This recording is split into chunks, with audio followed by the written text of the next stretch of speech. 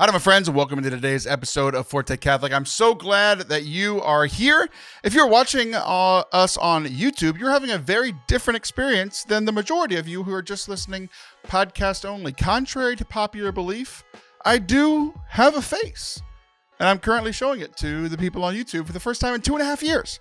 I've had either a full beard or the old Breaking Bad goatee for 2.5 years, and I finally decided to get rid of it.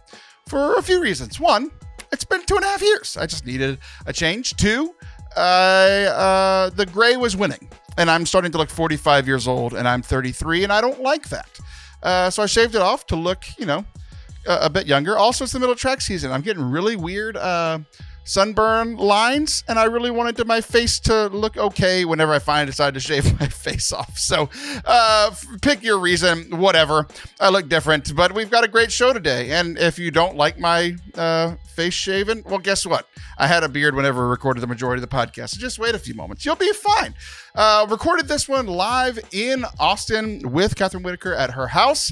I share a story about going to a deacon ordination for one of my friends from my home parish and how beautiful and incredible it was, but also how I found myself accidentally making it a hilarious event. I also share some random thoughts about Jesus that Kathryn seemed to like, so I hope that you enjoy them too.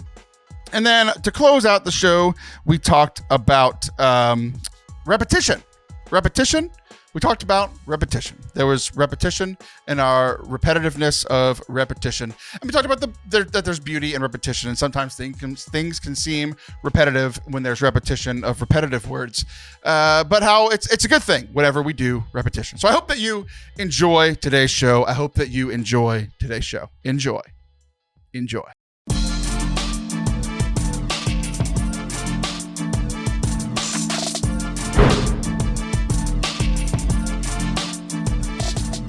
What's up? And welcome to Forte Catholic. I am Taylor Stroll. That is Kathryn Whitaker. We are back in your house. I just keep finding ways to convince you to come to Austin. Really, the only reason I'm here is because I'm working on your podcast, which we'll talk about later on in today's show. And I work with a lot of podcasters, and a lot of it is remote, like getting the thing set up. So I've gotten pretty good at hey, here's how you do it. Here's what you need to buy. Here's how you set it up. And I did all that with you, and I'm still how does it not work? So I'm here today. I don't think it's your fault. We'll find out in a few minutes. But it's not my fault. No, because it's we've gone through all the settings, and it's one of those things where it's just every now and then I just need to get my hands on something. And I'm sure I'll push one button and everything will work great. Yeah, this is what it was. Well, but it was a good excuse for you to drive over. Again, so you came to Austin and told me. So I feel honored that you came, because you don't always tell me when you come to Austin. Yeah, exactly. We're getting to the point where I have come to Austin to come to your house more times than I've been to Austin to not come to your house. Oh, that makes me feel... That is not true for you in College Station, Brian. Okay, I'm realizing that. I am coming to College Station, but I'm only going to be seeing my boy. We talked about this. It's in and out.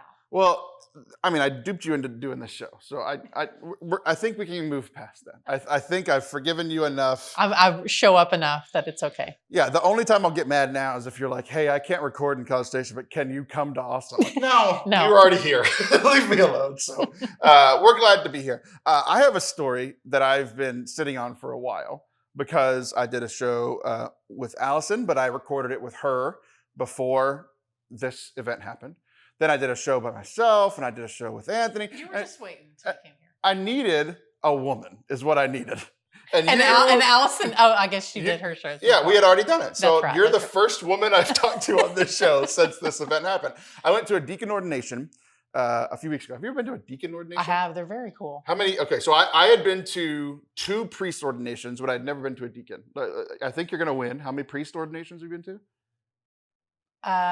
Only 2 or 3. Okay. I've been to 4 bishop ordinations or installations, whatever, or not ordination, whatever. Yeah. And then I think I've only been to 1 diaconate ordination. Okay. So we're tied on deacons. You won. We're either tied or you won on priests. But of course, you had to one up me and be oh, this other thing you've never been to. I've been to 28. So I've been to a couple priest ordinations, but I'd never been to a deacon's one. Yeah. And a guy from my home parish who they've been donors to the ministry for years. his wife was the DRE in my first youth ministry job. So like her and then eventually him, once I got to know him more, they were just like both mentors to me, like really early in my like ministry life, my career. So it was just really nice that they invited me to this ordination. So I drive up there Saturday morning. It's in the Co-Cathedral in Houston. You ever been there in downtown? Scott has, my husband. I've never been. I've seen photos. It is so pretty. Like whenever I was Which there. I think, by the way, I think that's such a weird, like, well, we have one cathedral, but we also have another one. So we're just going to call them the co-cathedrals. Almost like Catholics are weird. Anyway. Yeah, well, I think it's just to not offend Galveston, because Galveston was huge when the Catholic Church started. Oh, that's right. Yeah. Bishop's Palace? Like that was, yeah. Okay. Bishop's Palace. Oh, I'm surprised you know that. That's like where I grew up. My mom is a Texas history teacher, and I would be failing her if I did not know key points in the state. So Bishop's Palace is ridiculous. I think we talked about it like a year ago on the show, because my wife and I went there. I guess it was this summer. So yeah, almost a year ago now. We went vacation in Galveston. Oh, fun. I went to Bishop's Palace. So go back and find the episode last summer. I don't know. I wasn't prepared for this. Do your own homework. Yeah, exactly. We'll have a trivia for the Catholic trivia, and I'll fail it because I'm just here. I don't listen to the show. I just it's okay. talk. So what was I talking about? Co-Cathedral. The Co-Cathedral. So it's incredibly pretty. Like the Co-Cathedral opened like when I was like living there, like as a young adult youth. It's probably a teenager actually. So I remember going when they opened it up. It's just incredibly pretty, like to the point where like everybody when it first opened had all the arguments about like, why does the Catholic Church have so much money and so many pretty arts? But it's worth it, because I go in there. I had an experience at this Deacon Ordination that I haven't had in quite some time. It's a very positive experience. But first, I have to tell you the silly experience, because that's how this show works. Okay. So going from Bryan College Station to Houston, it's all this highway called 290, and it kind of slices into Houston, and then you just take the loop in Houston. And you're never in. Like, stay on the loop. Exactly. Like kids, Big Ben, Parliament. Yeah. So I had to take 290 to get to the loop. 290 is a major highway. I know not everybody knows this stuff, but it's a major highway. Right. And I'm driving there, and I had... it's about an hour 40-minute drive, and I gave myself 2 hours. So I was like, I didn't want to be late. 290 closed that morning. Of course it did. Like completely, like not because of a wreck. Like they were just like, we're just gonna close it. I mean, maybe we'll work on it, but it was just closed. So like an entire like inlet to the city of Houston, which is the 4th biggest city in America, was just closed. Everybody coming from the Northwest. You're out of line. What we had to do was get off the highway, like onto the feeder road, stop at the stoplight, then go through and get back on the highway. This sounds like my hometown. Yeah, exactly.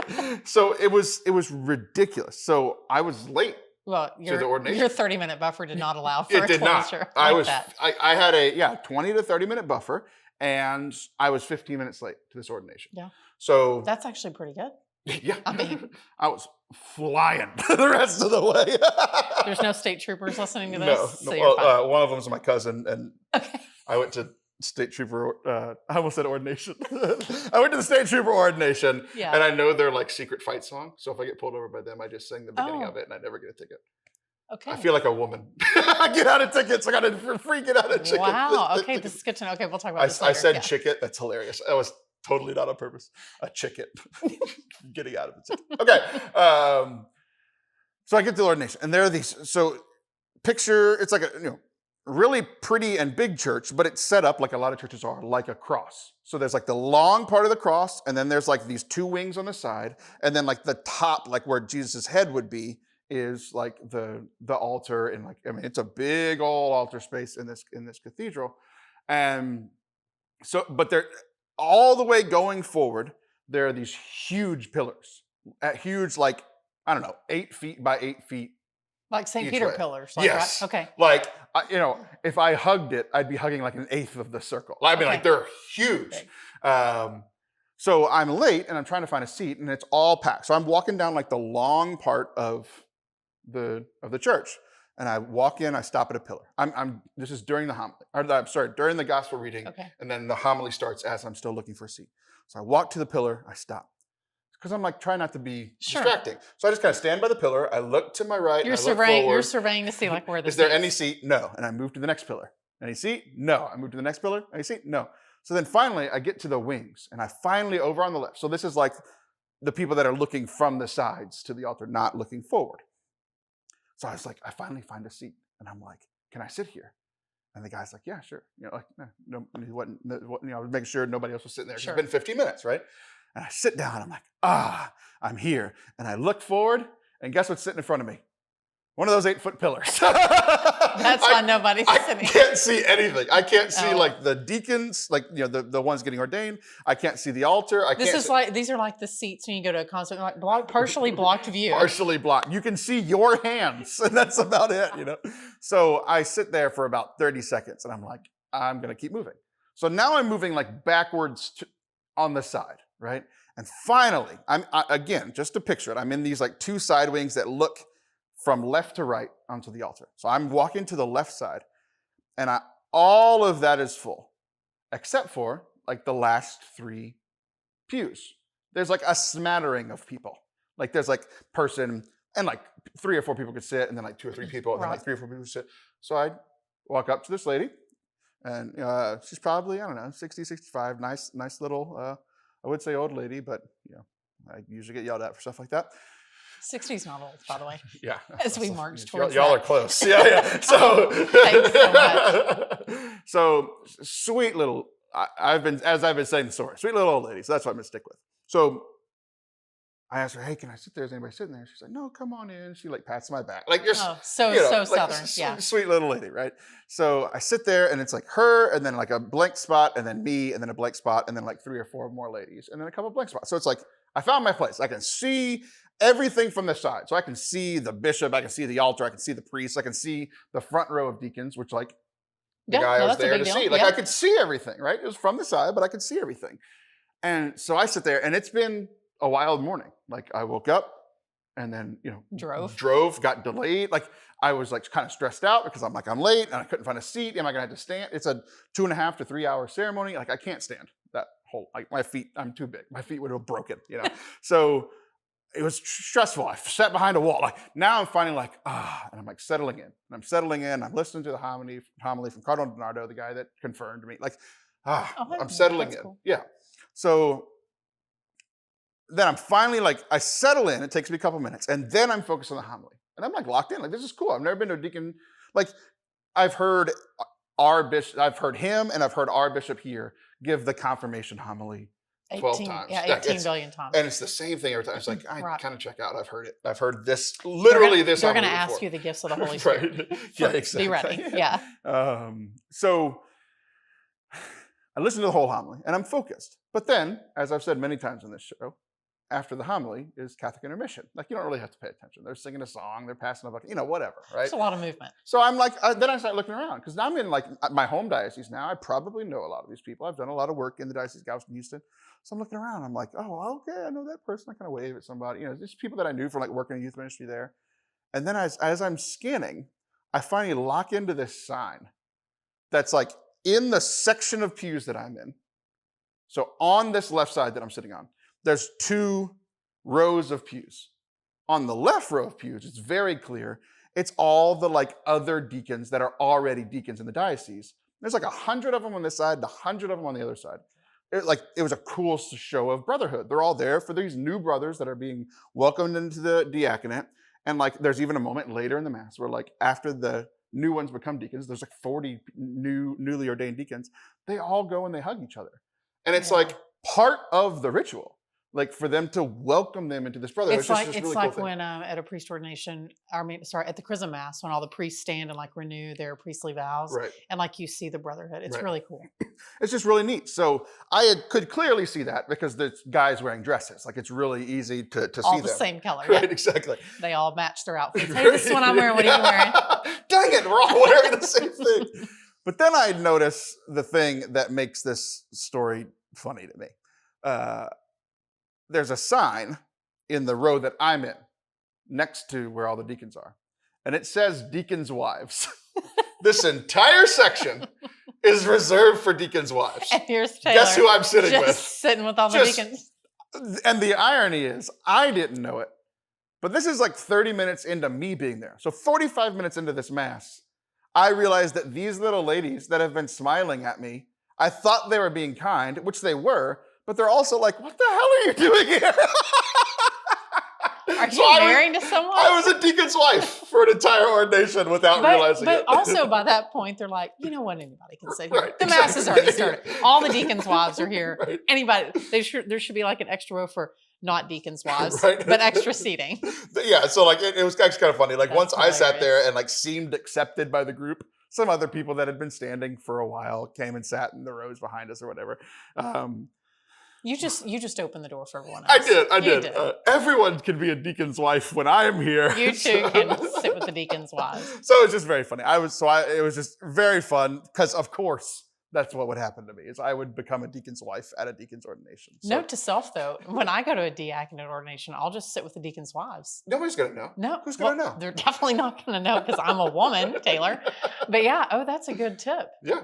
So if you're ever looking for seating, they never fill up the rows. That's great. Oh my gosh, that's so fun. But it was really cool. There's a couple of cool things. Like the brotherhood piece was just incredibly neat. How there was about 100 deacons and their wives on my side, across all the way on the other side of the altar. It's funny, I said a cross, and it was a shape of a cross. Anyway, the other side, there's like another 100 deacons and their wives, and probably one very confused man that realized 30 minutes in that, but just seeing that they would come to this 3-hour ordination, 2.5-hour ordination, for people there's no way they know all of them. They might know one or two of them, right? But like I had like a real connection to this guy and his wife, and like it was I got to see a lot of people like from my parish community that were also there. It was just this cool thing from like my parish that I grew up in. But it's like these guys literally just came because they were brother deacons with these guys, and I just thought that was really neat. The other thing was the homily that I actually paid attention to. So before you realized that you were a deacon's wife. Exactly. So the gospel reading at a deacon's ordination, I don't know if it's every time. I would imagine it's every time. I've only been to one. Every time I've been, it's the story is no, sorry, not the gospel reading. The New Testament readings from Acts of the Apostles about Stephen, the first deacon. It probably is. I mean, I think that was the reading that we had. It would make sense. In our vast experience. Right. Someone's going to leave a comment and let us know that. But yeah. Right. So I read the story definitely on the way here in my car. I read all of Acts chapter 6 and 7, and I wanted to share a few pieces with you here. So don't text and drive. Just read the Bible. Just read the Bible and drive. So this is Acts chapter 6. So we've gone through 5 chapters of the early church. So this is pretty early. At that time, as the number of disciples continued to grow, the Hellenists, the Greeks, complained against the Hebrews because their widows were being neglected in the daily distribution. So the 12 called together the community of the disciples and said, "It is not right for us to neglect the word of God to serve at table. Brothers, select from among you 7 reputable men filled with the Spirit and wisdom, whom we shall appoint to this task, whereas we shall devote ourselves to prayer and to the ministry of the word." So it was this cool thing of like feeling, because I'd never been to a deacon's ordination before, feeling this connection to 2,000 years ago of like the church, the apostles, the first bishops saw a need that wasn't being filled. And that need was the care of the people, the ministering of the word, and widows. So it's like they literally saw this need that needed to be filled. And they were like, we can't do this on our own. We're busy trying not to be murdered or whatever. I don't know what they were doing. A few crazy things going on those days. Right. So it was I started feeling this connection to I am currently witnessing something that happened 2,000 years ago, and that's been happening for 2,000 years. And I'm in this big church and I'm hearing all this like beautiful music, and I'm just like, it's one of those things that like intellectually we talk about all the time. Oh yeah, the church is 2,000 years old, but it's like, that's insane. Right. The fact that I'm celebrating something in Houston, which is 3,000 miles away from the Holy Land where all this stuff happened, and it's been 2,000 years. And we're participating in the same thing that they did. And like these guys are being ordained to help with the ministry of the word and to like, they do a lot of the service stuff, ministry to the poor and the homeless and the people. Baptize the babies and Exactly. do the weddings. Yeah. And all the So things. all this stuff, and it's just like this connection to, like, I've seen deacons. I've really enjoyed working with a lot of deacons, and it's like they're really helpful. I know they help our priests out a lot. With once a month they don't have to preach or whatever. But it was just really cool being connected to this thing it's 2,000 years old. And I got to participate in it. It was just really cool. Growing up, so I grew up Protestant, so deacon meant something very different in our church than it did in the Catholic Church. So when I became Catholic, I was like, oh, you guys kind of take the deacon thing seriously here. Yeah. Not that Protestants don't. It's just very different. Like the preparation, like I didn't realize, I know like when Archbishop Amen came to Austin, I mean, it's this huge, like it is a multi-year commitment. And it's not just the man who goes through formation. His partner, his spouse also does. Yeah, so she gets forced to go to school for 6 years and gets no credit for it. It's awesome. So I asked my husband, I said, so, because he's talked about, maybe, I'll consider diaconate. And I said, so what does that mean? He goes, well, we would have to miss Aggie football on Saturdays. It's like, yeah, we're out. No. I can't. So Write it's a letter to the bishop. It's a real sacrifice. So I'm always really impressed. Like when you go to the ordination, like there's been a lot of lead up to that day and it's really joyful. Yeah. I think diaconate ordinations are really awesome. Just not for me or your husband. Yeah, except for not for us. It's not his call, but I do think that when you go to things like that, the universality of the church becomes very real. Yeah, it was just, yeah.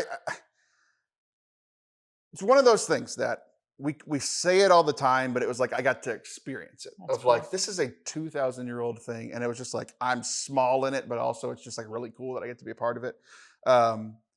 So the cardinal is given the homily about the diaconate and the readings and stuff, and one of the readings was part of that reading from Acts chapter 6. So Acts chapter 6 is like the calling of the deacons, the calling of Stephen, and then like kind of what Stephen does.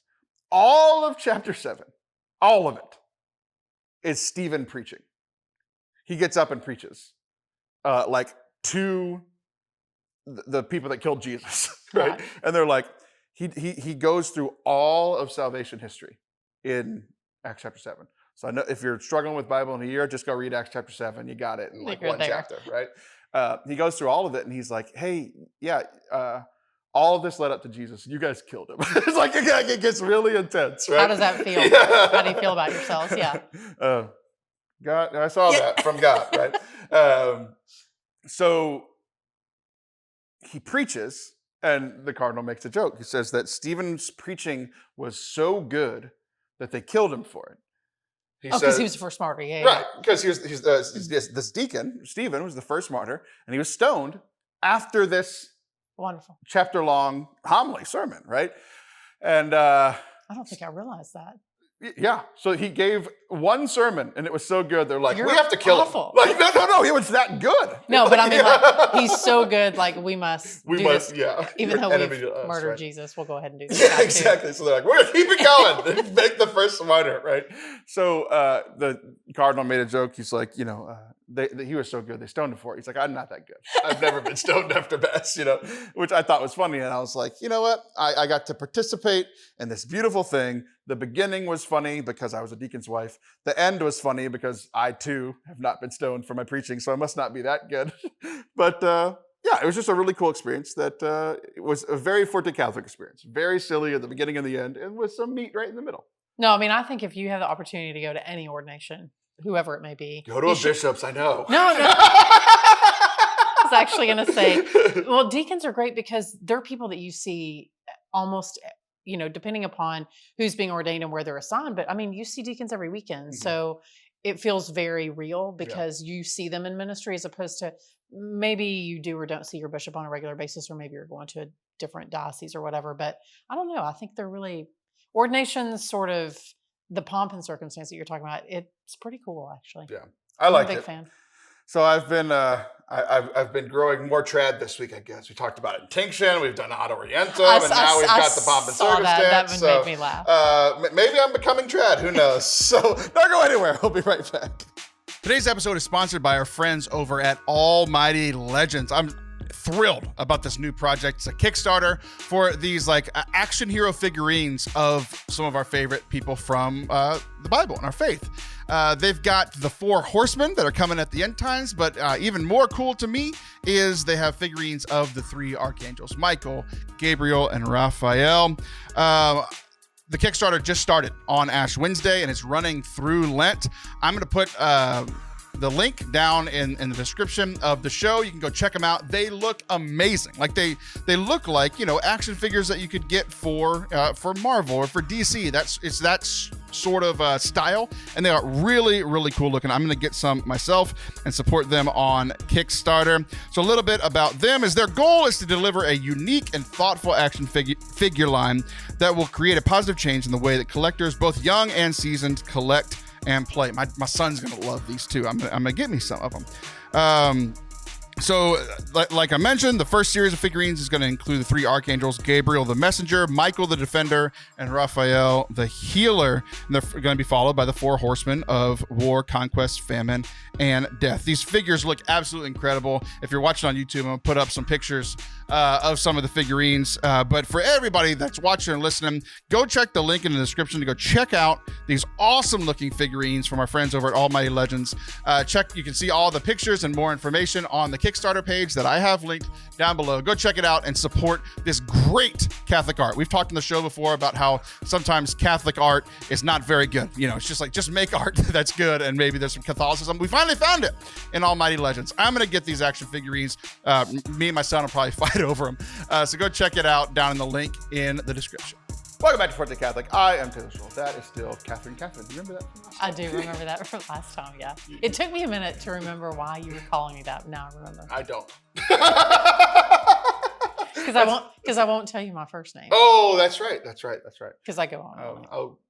Go dig in your purse later and find your driver's license. I'm going to kick you out before then. Okay, good. I'm surprised it took that long. So usually, I was telling you I was planning the show literally as I was driving here. Right. It's been a busy couple of weeks with track season starting and Lent and work and all this kind of stuff. So it's been kind of crazy. So typically, what I do is with Anthony, he doesn't want to know anything. He just wants to show up and do stuff. Liv's pretty similar. But like Allison and I think you want a little bit of time to think about things and a little bit. So, I mean, I got a whole 30 minutes, so you did, because I had quite literally 0 things planned for the show, to the point where I hadn't even thought about not having anything planned for the show. Right. Like I was driving here, I was like, "Oh, we're gonna record." Then I'm gonna wait. Oh, we're gonna record. We need to talk about some things. So I packed the mics, I packed the camera. I was like. It was just this mental block because my life's been insane for the last few weeks. So this segment is tied together by one theme and one theme only. And I think you're going to have to be okay with it, because the one theme is Jesus. I'm not talking about you. You seem offended. I'm talking about them. You need to be okay with this, okay? I have to be okay with this. The one connective tissue of this segment is Jesus. Well, that's good, since this is a faith podcast, Taylor. We haven't been accused of that too often, but I just have a lot of random reflections about Jesus, because we are in this season of Lent. You know, we had parish missions, we had homilies, we had the Deacon Ordination. I've been doing a lot of Jesus-y things. So I've been picking up these random notes about Jesus that I wanted to share. And there wasn't. And you had we call it windshield time. When I'm in the car and I'm just by myself, that's when I actually have really great conversations with Jesus. Oh, I didn't at all. I just worked. Constantly looking at notes. I was texting. Please don't tell me that. Posting videos. I'm just thinking about you driving, and I'm like, please. I read all of Acts chapter 6 and 7. Did it read to you? Oh, no, I'm just... Oh, Taylor, I don't You've driven on the roads from my house to yours. There's no one there. Once I got into Austin, I was looking at the road. But from outside of Austin to my house. I've got 4 one adult child, but 3 teenagers who are driving, 1 who's learning. That just makes me very nervous. They shouldn't be texting and driving. You should only be doing things that you've had a lot of practice at. Okay. And I've been doing this for a long time. I'm going to tell them you are welcome to listen to the podcast. Just do not listen to Don't listen to the Jesus segment. That's exactly what I'm going to tell them. So, first little thing, all this is just little snippets from homilies and talks and missions and stuff that I was like, this is interesting, but I couldn't make a whole segment out of it. So, the walk to Emmaus was 7 miles long. I thought you were going to let them guess. Like I thought you were going to say. They can't answer. What do you think? We're waiting. Good, you did it. We're going to wait here until y'all answer. until you let us know. 7 miles. Initial thoughts. I had no idea that it was that long. I actually thought the walk to Emmaus was 1 mile. So when you told me 7, I'm like, where are you getting your information? But I figure that you're getting it from the Bible. I'm getting it from a parish. I think this does it say that in Scripture? 7 miles. This is Chris Bartlett. So if it's wrong, we can blame him. Oh, good. I like blaming Chris for things. He led our parish mission, and I think this was him. But still, like whether it's a mile or 7 miles, like I think about when I see someone awkwardly in the narthex for a couple of minutes, and then it like strikes me, oh, like I know who that is. But for like 7 miles to be hanging out with someone and be like, we have met. I am trying to remember where. Like, that's a long time. Because, the famous thing is that they didn't recognize him until the breaking of the bread, which was long after the walk. So the first thing that stuck out to me was they were with him a lot. Like, they must have felt real stupid at the breaking of the bread. They said they were astonished. There was like this beautiful moment. And I'm like, holy crap, we're so dumb. We didn't recognize John, did Jesus. you recognize him? Have we seen him before? The other thing that I thought about was the last time I was here, we talked about 2 things. We talked about your dumb little sticker on your door that says, don't ring, the baby's sleeping. And we agreed you knocked today, so thank you. I did, specifically for that reason. No one's here. But the other thing that we talked about is the ridiculous stickers on the back of your van about all these hikes that you have accomplished. And I feel like we can put Emmaus on the back of it because it's 7 miles long. EMMA is Emma. Emma. We walked Emma. So, just the fact that, so it's funny. It was kind of shocking. My first thought was like, they're dumb. Like, here's Jesus explaining to them the things that have happened after they explained, have you not heard? There was this Jesus guy and he was crucified. He's like, I know.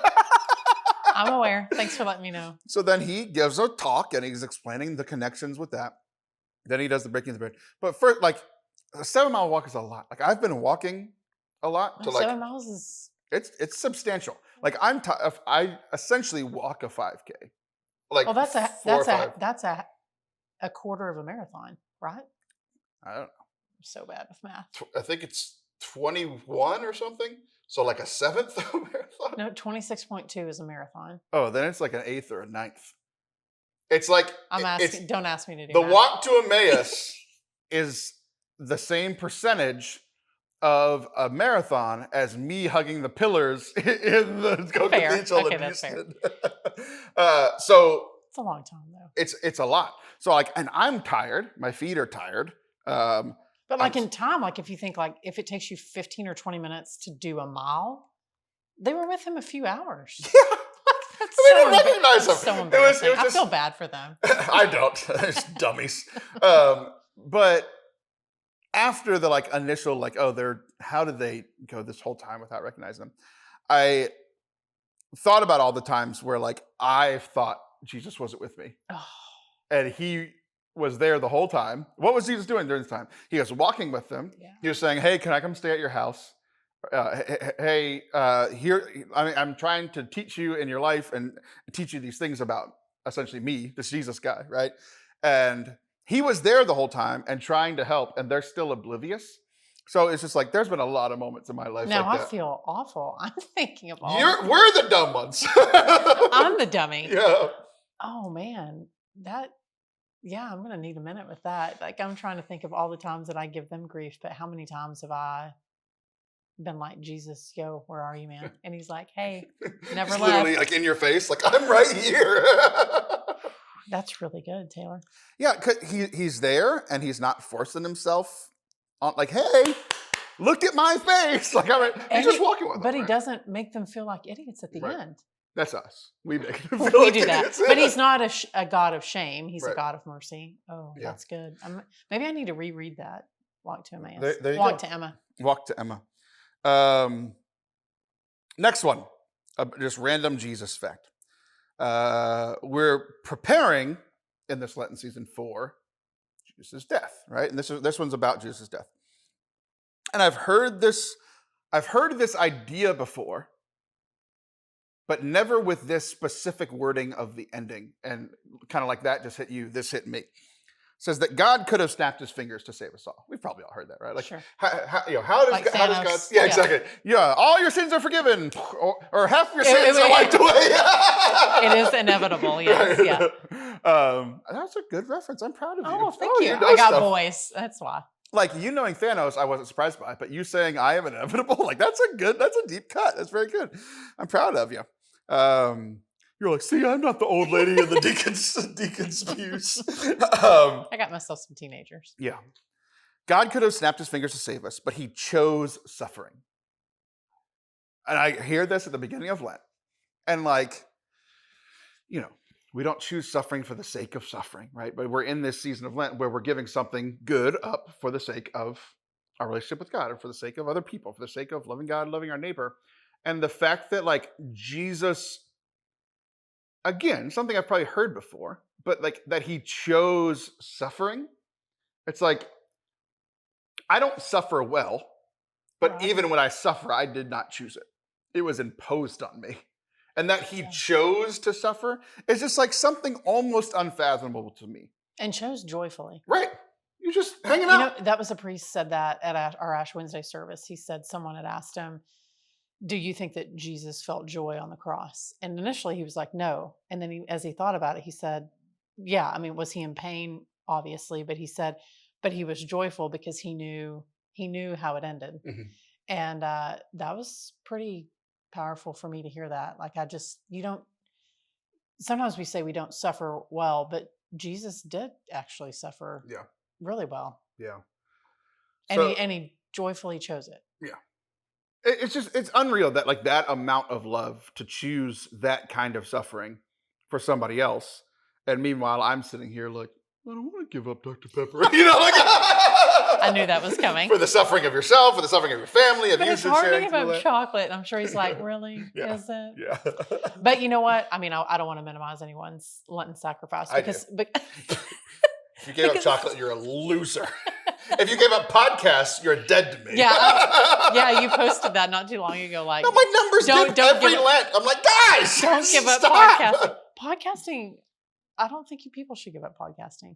I mean, coming from two people who do podcasts. I think a lot of podcasters should give up podcasting. Oh my. That escalated quickly. Yeah, very much so. Oh, man. The only time I choose suffering is listening to some Catholic podcast. So anyway, that stuck out to me. Okay, next random Jesus fact. Going from Easter back to Christmas. We're jumping around. I told you there was very loose connections. Liturgically, we're giving people a lot of options.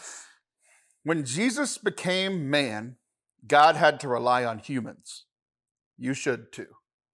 Okay, say that again. When Jesus became man, God had to rely on humans. So like Jesus, when he became a baby. He must have been like, really? We're going to rely on them. Right. Have you seen their track record? Well, he got to pick his mom and she was perfect. So like, he at least got to start pretty well. But like, he had to rely on Mary. He had to rely on Mary for like all the physical things for babies, but also like for Joseph to protect them and take him from Egypt or take him into Egypt. And he had to rely on them to like learn how to eat, learn how to walk, like all the normal human things. And like, I think a big thing both for me and I think a lot in our culture is this self-reliance. Like, oh, I can do it on my own. Right. I can do it on my own, right? And like, obviously the Christian response is we have to rely on God, but also that like, we talked a second ago about him choosing suffering. A big part of that was choosing to rely on imperfect humans, right? But I guess besides his mom, but that he chose to need other people, which is fascinating because like the amounts of times that is another self-reflection thing of like, I choose to not need people a lot. It's like, I can do this. Somebody else could probably do it, but I can do it faster or better or whatever when like they could do it. Right. And probably do it differently and maybe even better than you could if probably not better. If only given a chance. we're being honest. Right. But I had a priest tell me that one time. He was talking about people in ministry. Like, you shouldn't have a ministry lead longer than 3 years. Otherwise, it becomes like Kathryn's Vacation Bible School. I guess you'll have to lead Forte Catholic soon because we're coming up on the 3 years of fully doing this. That's right. You want another podcast to take over? Maybe. You're wearing the colors. I am. Oh, that's right. I am. I'm representing you today. Yeah, it's hard, but it's hard to ask for help. Mm-hmm. The fact that I hadn't thought about it that way. Look at you with all your deep thoughts about Jack Handy today. I don't know what that means. Oh my gosh. Are you serious? Shit. Okay, so I'm going to need some help from your audience here. We're going to wait for them to respond again? No. They need to show up in the comments. Seriously, you don't know who Jack Handy is? Jack Candy? Handy. Nope. Okay, so on Saturday This Night happens with Allison every episode. I'm like, I don't know who that is. On Saturday Night Live, this is probably in the 90s, he would have deep thoughts by Jack Handy, and they would not be deep at all. Is that what you're saying I'm doing? No. Here I am thinking I'm having this deep segment, and you're like, actually, no, you're the idiot walking to Emmaus. No. It's called a joke, Taylor. No, jokes are always fun when you have to explain them.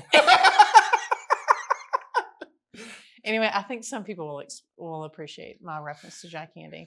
I'm not taking away from your... No, I'm saying like...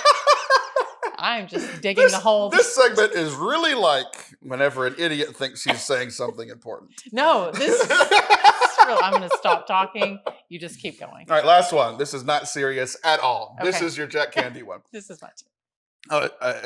Perfect segue from last one. Talked about Joseph saving Jesus and Mary by bringing them into Egypt.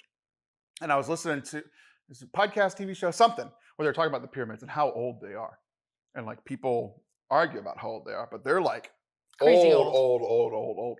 So like the fact that like baby Jesus probably saw the pyramids blew my mind. I'm like, baby Jesus is just like, Joseph and Mary are freaking out because they're trying to protect this baby who they know, or at least mostly know, is God. And they're like, hey, you have to protect him. They go to Egypt. And the little baby Jesus is reaching out to the pyramids. I thought that was awesome. Oh, wow. Because there was no Eiffel Tower, like all the things that we would see. Like, I wonder if he went up on the elevator. I don't think he made it to France or rode an elevator. I think it was over there. Yeah. Oh, wow. Yeah. Just the fact that little baby Jesus minus all the pyramids just brought me so much joy for no reason at all. That's your Jack Candy comic. At least you said Handy and not Candy. So I was like, John Candy? I know who John Candy is. He's funny.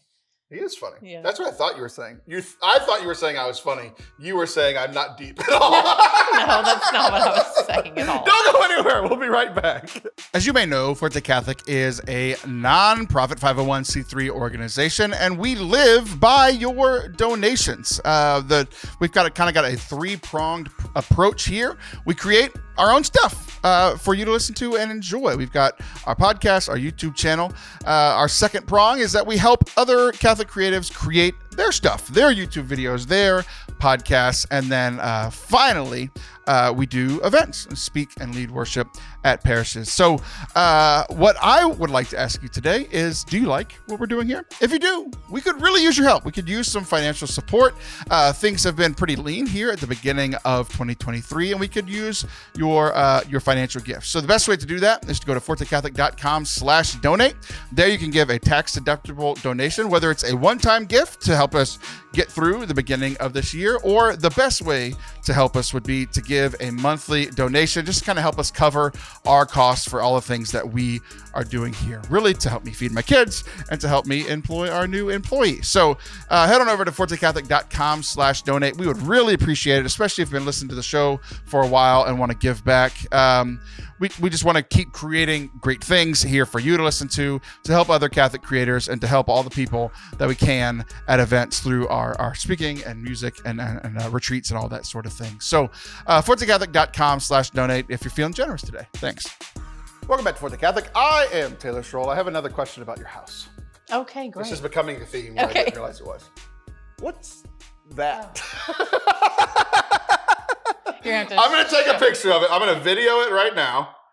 And we're going to put this on with the other video. Wonderful. This is what I've been looking at the whole time. This is a lovely painting. You said it's by your dad. It's very, very pretty. But that... I don't... What is that? Taylor, so I didn't build the house, okay? So my dad was actually in construction. So he used to build things growing up. And there was a series in there where we built houses. And I remember my dad saying there should be no wasted space. And there should be, like, don't put dumb architectural details in a house. That is a dumb architectural detail. I'm glad you listened to your dad. No, I didn't build the house. I didn't build this house. But I will tell you that someday when I can get rid of the tile and the carpet, that is going to go away. So we're just going to clean it, and that's going to go away. I think you should put something there. What the heck? Like put like a big cross, or put... Then you have to dust it. How the heck are you going to dust it? A lawn blower. So for now, I just like randomly paint it, I guess. I don't know. So that's what we did. Because I think it looks good with the other painting. Anyway, it doesn't matter. But I've been looking at it this whole time, and it's bothered me. It bothers me too. I'm glad it bothers someone else. Yeah, I think it's dumb, but whatever. Anyway, that's our show. I'm just kidding. That's all we got. So the other thing that I want to talk about today is I was at a pastoral council meeting, and this guy named Mike, who was he showed up in the retreat episode. If you watched the retreat episode a couple weeks ago, he's a great guy. Works in the A&M Mays Business School. Like he's high up, like businessman, super holy. He's actually in deacon formation. I didn't realize that connection until just now. But we were talking at pastoral council about like there was a lot of feelings of like, we're doing the same things over and over again, and we're getting tired. But the point was that other people aren't. He's like, there's an importance. If you are doing something good, which I think we're doing things that are good, if you're doing them over and over and over again, the person doing them. So if you're running Alpha, if you're running Foundations, if you're running Youth Ministry, if you're running RCIA, you're doing essentially the same thing every session, every year. But it's new for them, right? So, you know, the first few times you're all excited, then it's like it starts to kind of lose its luster a little bit. You know it's still good, but it's like, should we change it up? And it's like, no, we shouldn't change it up. We just got this thing established. Other people are enjoying it. So it's just the importance of doing stuff again and again and again. So he said that there's there's faithfulness in doing it over and over again, and there's still fruit for other people. It's part of working in ministry. It's like you do this for God, but ultimately you're doing it for the other people. It's not like I hate when people are like, oh, I gave a talk and they taught me more than them. I'm like, they're in 6th grade. They're stupid. You should be teaching them, right? Yes, of course, you're going to have these special moments or whatever, but I've just always hated that sentiment. They taught me more than I did. You should be fired. Do you need a new gig? Yeah. Right, exactly.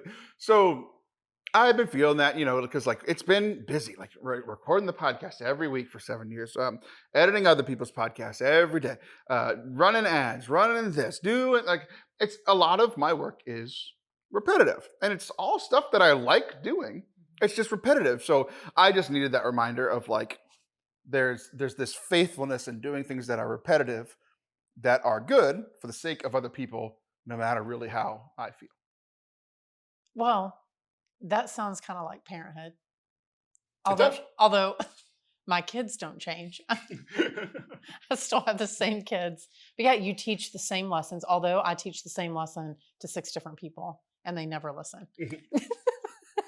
Well, that should be your reminder now. Every time you look at that weird thing in your house, when you didn't listen to your dad, just reminded that that's why your kids don't listen to you, because of that. Because of that dumb architectural detail. Yeah, no, that's parenthood.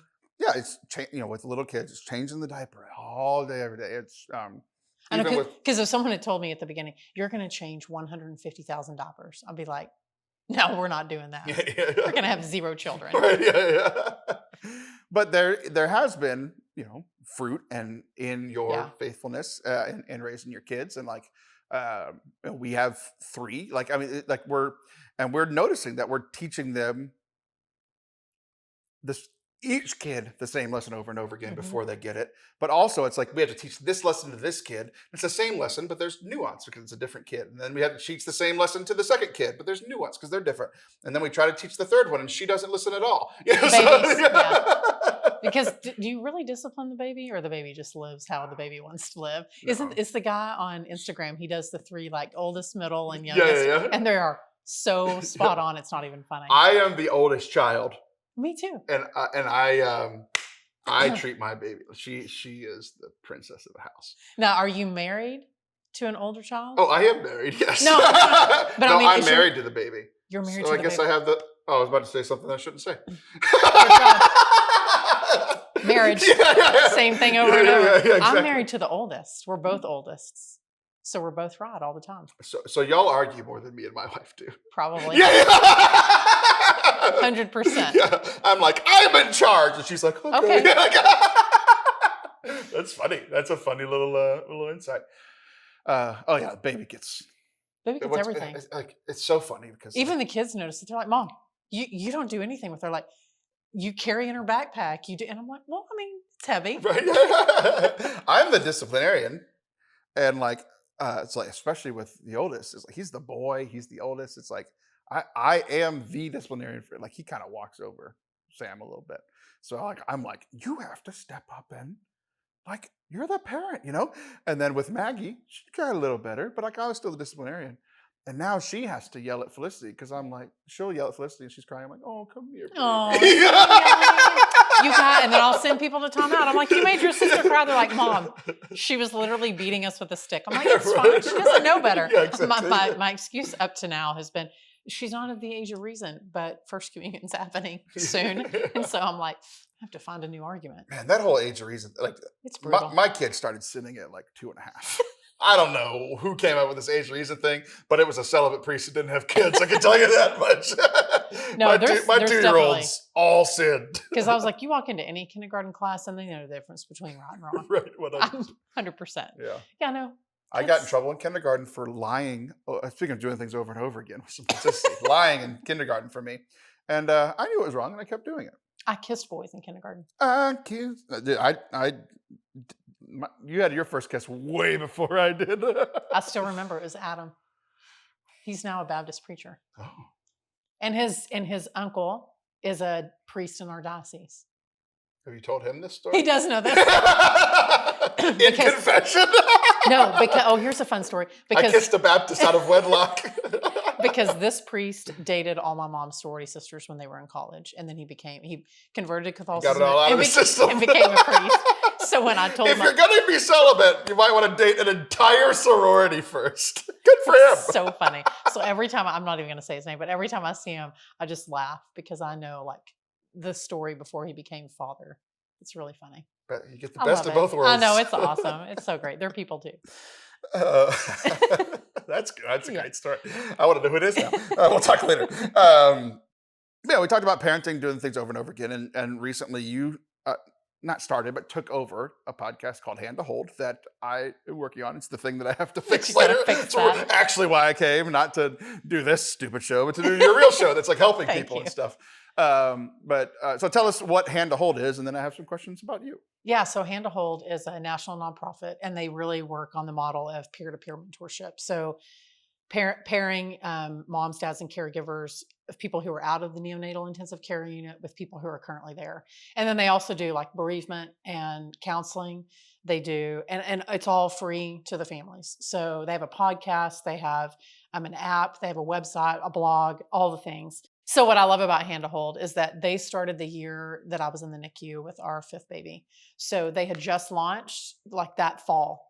And so the founder was my mentor. Now they have now they have a whole network of people, but the founder at the time was my mentor, and we've been with them. You feel special, don't you? I do, because I randomly found her number from two very different people and called her, and she kind of changed our life. You know, just you feel alone in the NICU. And so while my husband was on the board for a while on Hand to Hold. So there have been years, our son is now 13 years old. So there's been a lot of distance between the NICU and now. But I went to go visit with her about some hard things that we were navigating. And at the end, she's like, by the way, we're transitioning the podcast. Do you want to take it over? And I was like, I just came for coffee. This is not in the plan, but it was in God's plan. And I'm loving it because I get to have conversations with people who are medical professionals, like doctors and counselors and therapists, but also people that you wouldn't think, like chaplains and doulas, but also families, like what their stories are. So, and then once a month you talk to a simpleton and call it a day. That's right. That's right. Once a month I do this. So I love, they're just 30 minutes. So mine are quick, like on a commute, you can listen to them. diving into people's stories and good advice. So I always ask the same question at the end of every episode. It's always, what's your advice, for someone who's experiencing preeclampsia, or what's your advice with a high risk pregnancy? Everybody always has good advice. And I'm getting to talk to people that I wouldn't normally get to talk to. So I love it. It's a lot of That's fun. fun.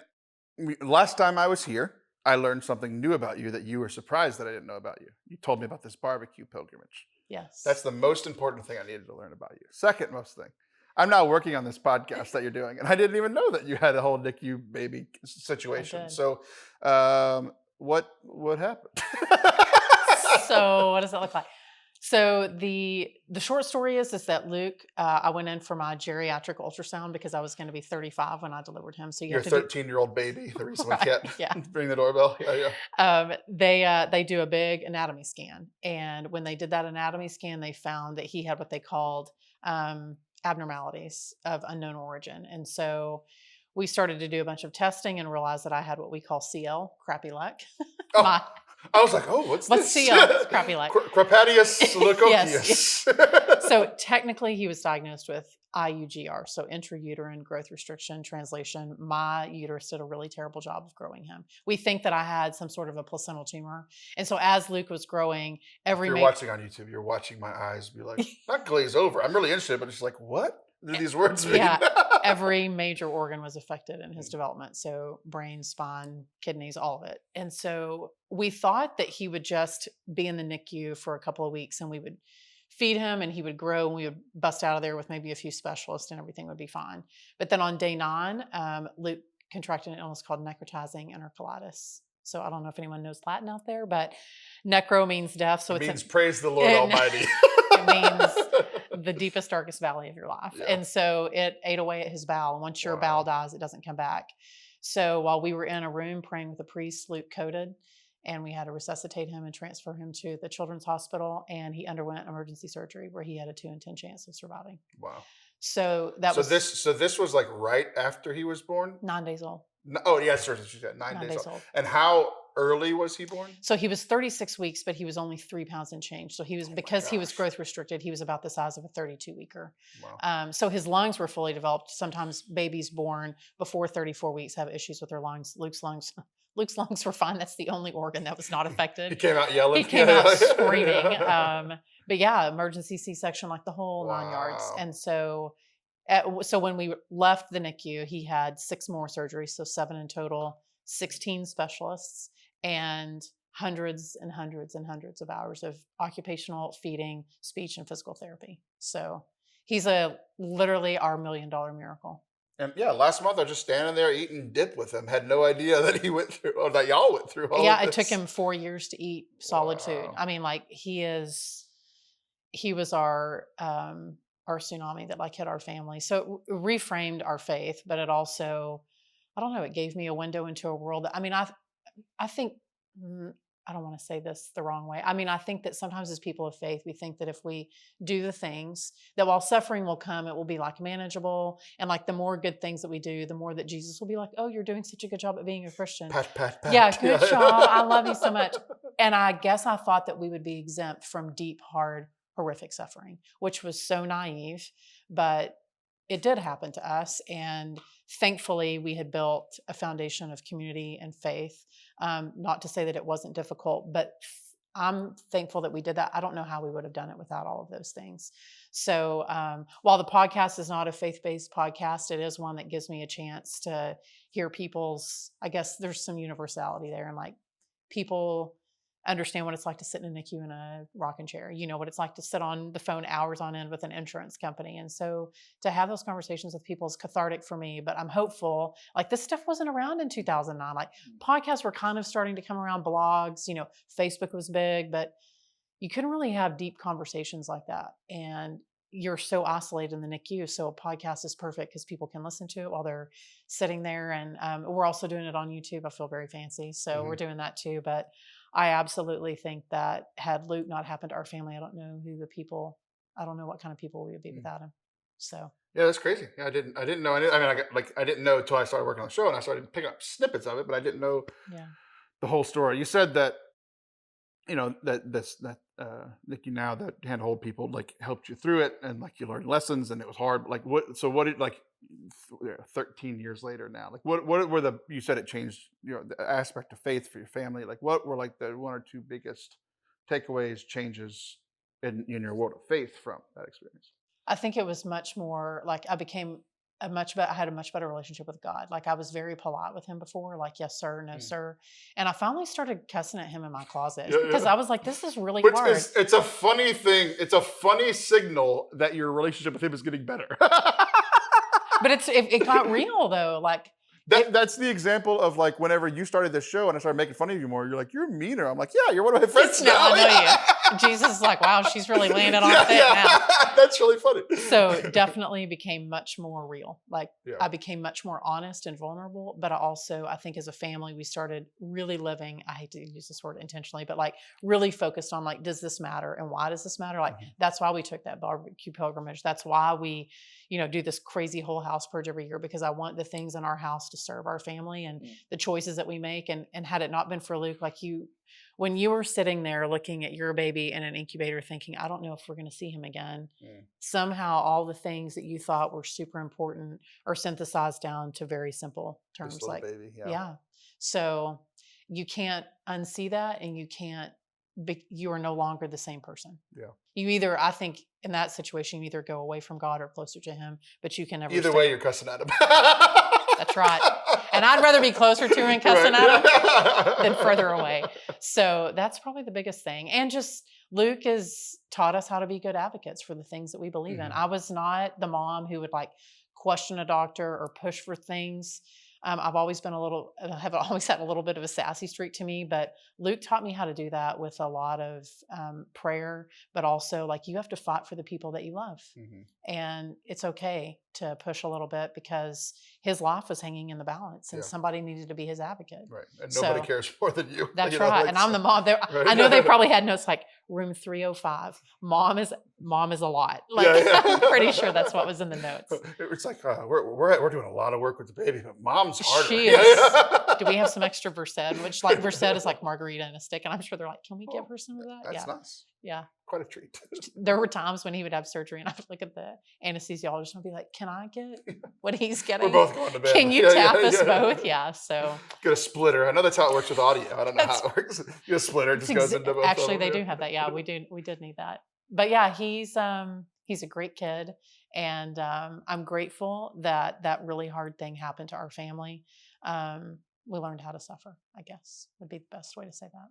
Look at that. This show we didn't plan at all probably had the most connections of anything that we've done. Probably. So, well, good. I'm glad to know. I'm glad to be working with the show. Yeah. I hope people will go listen to it, especially if you've had that experience or if you're, you know somebody that does, you can share that show with them.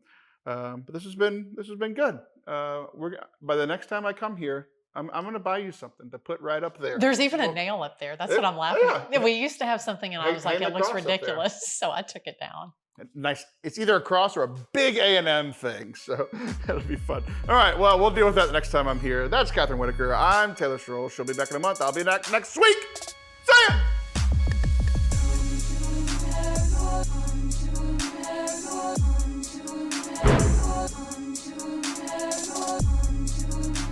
Thank you guys for watching and listening today. I hope that you enjoyed it as much as we enjoyed recording it. We had a great time. Kathryn took me to Chick-fil-A after. All of her kids worked there, so we got a family discount. I felt like I was part of the Whitaker family for a day, and I really enjoyed that. I hope that you felt a part of our family here today at the show. We really enjoy creating these for you, and we hope that you enjoyed listening and watching and seeing my face. I love you, and we'll see you soon. Hit subscribe, all the good things. We'll see you again. Bye-bye.